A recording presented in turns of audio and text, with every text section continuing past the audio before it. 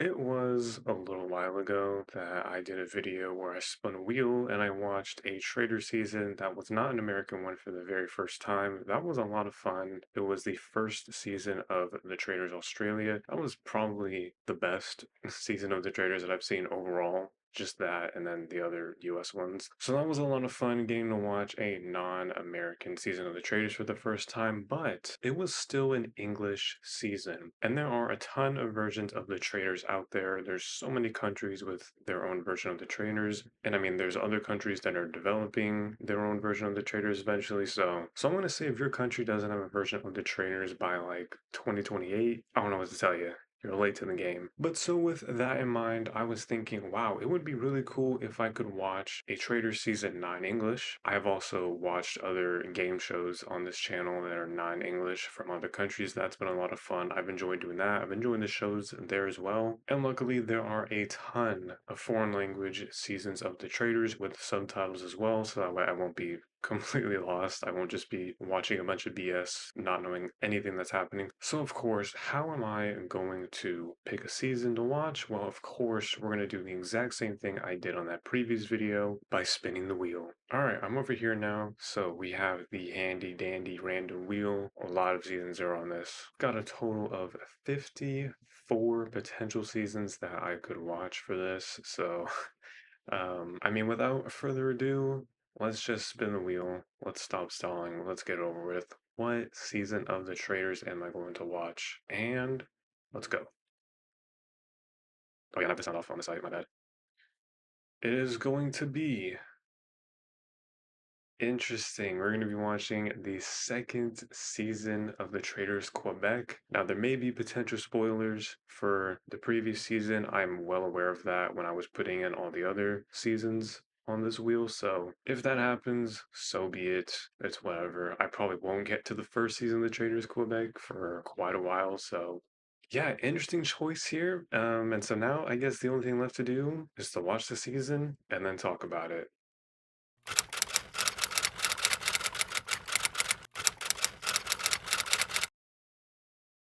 Alright, it is officially time to talk about The Traitors Quebec Season 2 as I've now finished it. Okay, so kind of funny story. I originally watched the first 8 episodes of this in fairly quick succession, and then I took like a whole month and a half off from the last 3 episodes of the show. It felt like I was watching on a Netflix schedule where they just release one batch of episodes and then you have to wait for the next batch. Luckily though, when I dove back into the show, everything rushed back to me and it was like I had never taken a long break. Anyways, onto the actual show now. The Traitors.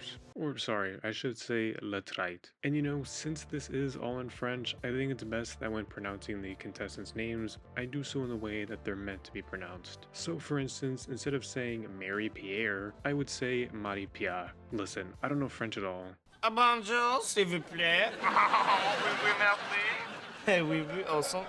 But I can try my best here. If you like these videos and want to see more, make sure to like and subscribe. I also have a Patreon where I upload exclusive content not on this channel, so if you're interested, subscribe to that too. Now, back to the video. Right off the bat, I was really into the vibes of this season. Of course, this is Quebec's second season, so I was kind of jumping into the middle of this, but it's cool. I learned that Karine was the host of this, and apparently she's the host of the regular Canada series too, which is really cool. I don't want to be too long-winded on it, but I would say that she's my favorite Traitors host. She basically does what Alan tries to do, but way better because it's never forced. She just shows up in her amazing style, gives her funny or cinematic, you could say, comments, and leaves. I loved her a lot. But yeah, good vibes from the start. For whatever reason, everyone except 3 people arrived via car, as JP, Anik, and Audrey arrived via helicopter. There was never a real explanation for this, and it's not like they were some special guests or anything, although Audrey was on Survivor Quebec. I did try watching the first season of that, but I think I quit it after like 15 or so episodes, but then anyways, Audrey isn't even on that season, so who cares. This was also the part where everyone is first greeting each other, talking about how they'll lie about their jobs and you know, all that kind of stuff. I can't really get into everything that happened here in the premiere or in every episode specifically, but I'm gonna try my best to get out all of my main thoughts Just to give you an idea of my general opinions, one of the big twists this season right off the bat was the fact that there was a secret relationship among two cast members, and this was that Mike and Karine were married. And yes, there was a Karine in the cast, but her name is spelled with a Y, so it is different from the host. Anyways, these two were married and were keeping it a secret from everyone else. This is one of the really cool things about watching a season full of non-celebrity types, because they can just do something like this without there being any prior knowledge from anybody else about this.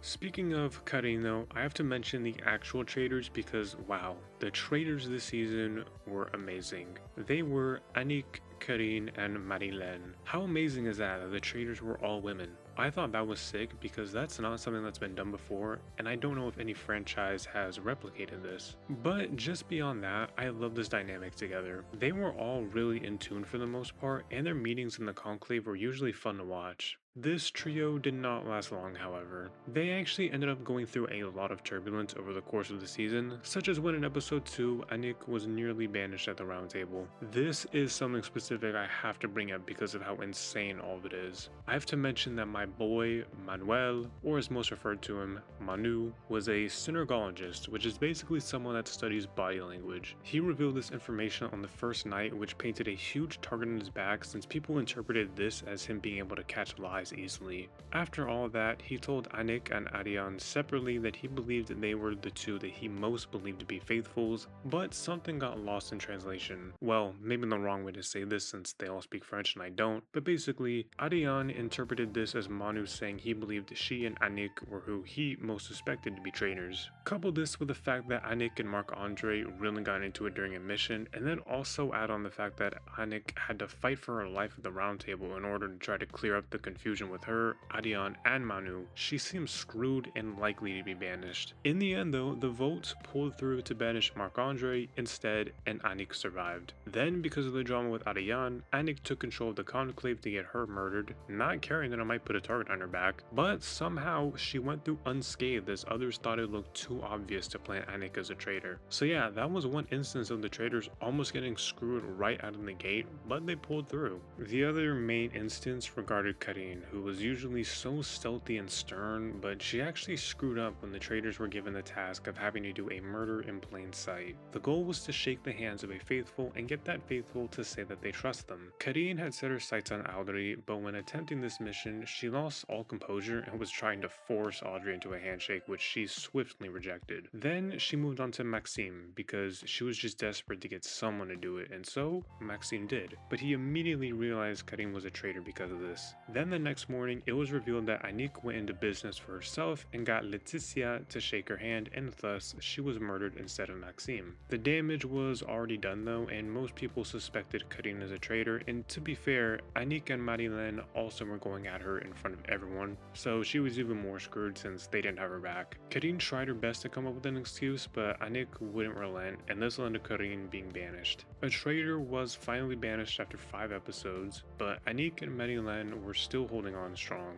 I also do have to point out too that Mike ended up revealing his marriage to Karine after she was banished because he was so pissed to see her leave, and he even said too he lost a lot of energy after that took place. Anik and Marilyn spent the rest of their time as traitors by themselves, which I absolutely loved. They always had the chance to recruit, but they never felt the need to. They were just so in sync with each other and had planned on going to the end together, but at the same time, they also had moments of doubt and greed that overtook that pact. I was so invested in their duo though. I really enjoyed the will they, won't they kind of dynamic they had since they constantly teased betraying each other, but once they were in the conclave, everything was chill. I was hoping they would make it to the end together and win, but let's just say it didn't end up that pretty and perfect. That is jumping super far ahead though. It may be called the Traitors, but their meetings and whatnot are not the only things that happen in the show. There were 19 other people in this cast, which makes the total cast amount 22. It would be nearly impossible for me to go through every single person on this cast without making this video like an hour too long.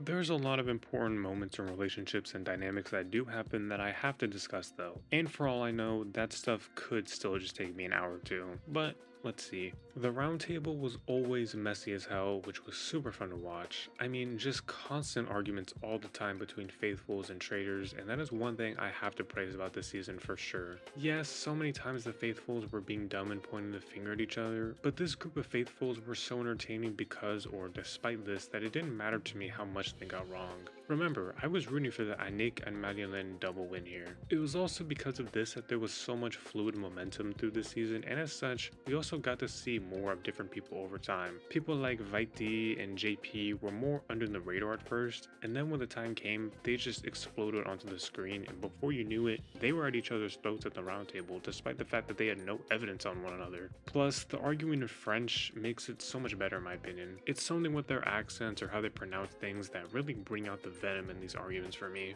I mean, even Yolaine, the second most elderly person on the cast, got in arguments either at the roundtable or at breakfast. One of these times was with Audrey, who was just an unbelievable casting choice. As said before, she was coming from Survivor Quebec, and apparently she was a villain on there. That villainy continued here as she was constantly getting into all sorts of drama. I mean, she was deemed a traitor's faithful by several others because people couldn't see how she could be a traitor due to her constant chaos. She was never afraid of voicing her opinions and making a big show out of what she thought. It wasn't just Yolaine she got into it with. I mean, she argued with others such as Mike and JP too. Audrey was bold as hell no matter what, and for some, they just hated her and wanted her gone. One of these people was Joshua, and man, this guy was insane. First of all, at the first roundtable, he threatened to leave the show if Marc-Andre revealed he was a faithful because he was that confident he was a traitor. And he genuinely almost left until he was convinced to stay. I was kind of hoping that he wouldn't leave though. Then in the next episode, he decided to go another extra mile by dogpiling on Audrey and just being a total asshole towards her. He was relentless, and at this stage of the season, nobody really hated Audrey like that and weren't completely sure about her. Joshua got the really nice distinction of being banished at the roundtable purely for his attitude and not because people thought he was a traitor. They all just hated his guts that much. One of the other people Audrey really had beef with for what felt like the entire season was Manu. This whole season-long rivalry they had was so fascinating to me. It wasn't one-sided and it was never something behind each other's backs. They were always very upfront about how much they suspected the other as a traitor and wanted the other out. It was incredible watching them interact all the time because it was like they could not stand each other. But I'm just gonna say it, there was definitely some spicy tension between them. I cannot be the only one who thinks this because when you watch their interactions, there really is something simmering that is not just total hatred and suspicion. And that made their fights and awkward strategy talks so much better for me. One of the biggest times they got into it was when the Traitors had another special mission. For this, they had to select one of their own to be put into a cage, and then the mission that day was based around the contestants gathering possible keys that could unlock the cage and free the captive. However, there was the possibility that a traitor could have put themselves in the cage, and if they weren't let out, they would be murdered. So,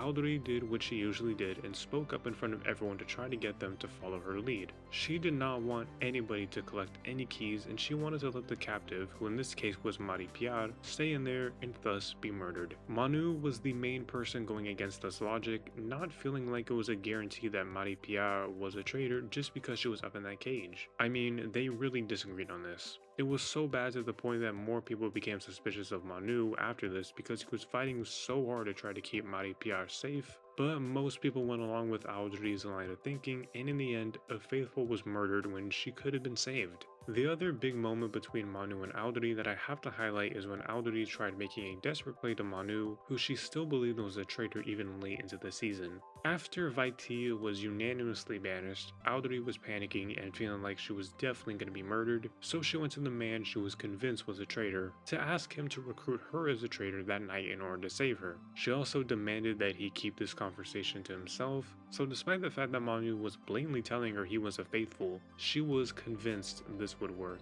And for extra insurance, she made the exact same plea to JP, also thinking he could be a traitor. Of course, Manu eventually told everyone else about this encounter he had, and JP also admitted he got involved in the same thing. There was a funny interaction too, where Audrey spied on them talking about her, clapped in front of them, and got into an argument with them. This honestly perfectly encompassed Audrey and her relationship with Manu. Audrey was always very bold, and she and Manu never trusted each other, but still had plenty of these incredible one-on-one moments. I do want to take some time to talk specifically about Manu because he was a real standout for me. Audrey and the Traitors were definitely favorites of mine, but Manu was the one for me, not talking Billy Gunn. Everything about Manu was just incredible TV, from his interactions with Audrey, no matter how they went, to his constant battles at the round table where he'd have to defend himself from everyone. It got so bad to the point that he was actually very emotional about people not believing him, even though he was being as authentic as he could be. And that then led to another little twist that Karine had presented at one point, where one half of the cast that wasn't participating in episode 5 mission could bid an amount of that episode's one prize money to receive a shield. Manu ended up being convinced to bid the highest amount, which was the entire prize money for that day at 10,000 Canadian dollars. They never ended up winning all that prize money though, so this ended up being irrelevant, but it was awesome to see that reveal of Manu bidding